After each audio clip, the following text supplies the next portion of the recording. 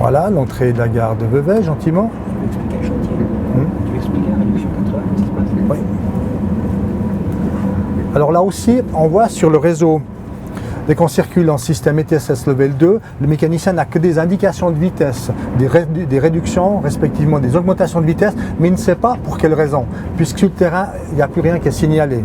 Alors d'ici peu, on va rencontrer un chantier, un ralentissement à 80 km/h, mais le mécanicien ne le sait pas parce que sur son Léa, il ne le sait pas forcément, et encore moins au display, il aura simplement une réduction de vitesse, et c'est le moment venu qu'il verra pour quelle raison, il pourra déterminer pour quelle raison la vitesse est inférieure.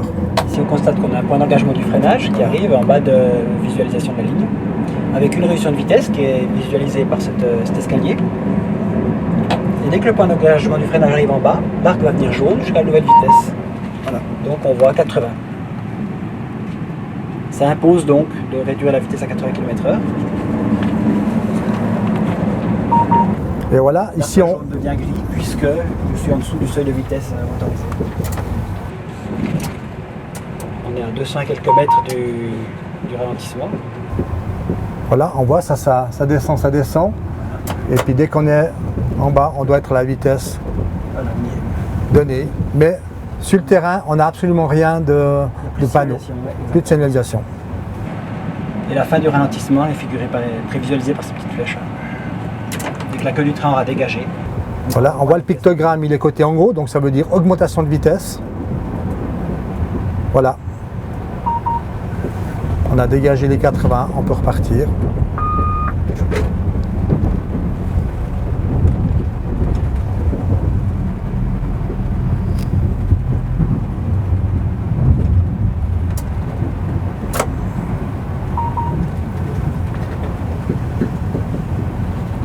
De nouveau, une fin de manœuvre, cette fameuse croix blanche sur fond bleu. Si on est en mouvement de manœuvre, à ce moment-là, on sait qu'on ne peut pas aller au-delà de ce panneau. On est limité en mode shunting ou manœuvre à ce panneau.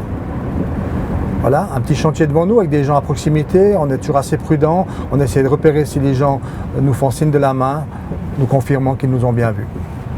Le mécanicien n'a pas de responsabilité par rapport au chantier, c'est les gens qui sont sur le chantier qui doivent assurer. Mais c'est vrai que le mécanicien contrôle toujours que les gens ne soient pas dos au train et fassent un petit signe de la main comme on voit maintenant avec le monsieur qui a le casque blanc.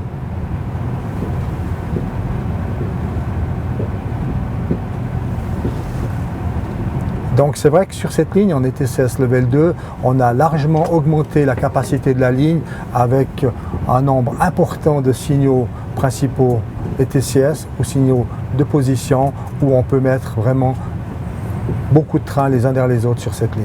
Ce qui n'aurait pas été possible avec la signalisation latérale qu'on a connue jusqu'à ce jour. De nouveau, un point d'arrêt commercial, Burier. Toujours la même chose, à distance de freinage, un quai qui nous impose de s'arrêter en trafic régional si on a un arrêt prescrit.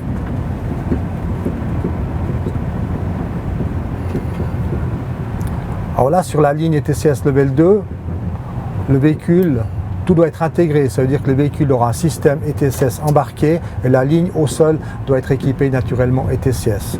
On a une RBC, des balises ETCS au sol, un rack ETCS embarqué sur le véhicule qui permet de lire les messages transmis par les eurobalises au sol.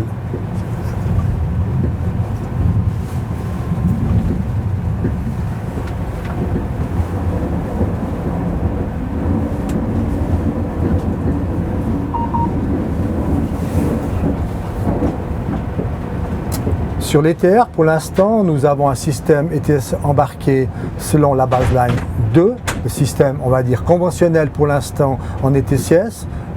Très prochainement, on aura des véhicules qui seront équipés de la baseline 3, notamment ce véhicule, mais plus tard, qui permettra des transitions des appareils de sécurité en dynamique. Aujourd'hui, pour activer nos systèmes de sécurité sous 15 kV ou 25 kV, en Suisse, sous 15 kV, le véhicule doit être à l'arrêt. Demain, avec la baseline 3, on pourra commuter les appareils de sécurité du contrôle de la marche des trains en dynamique.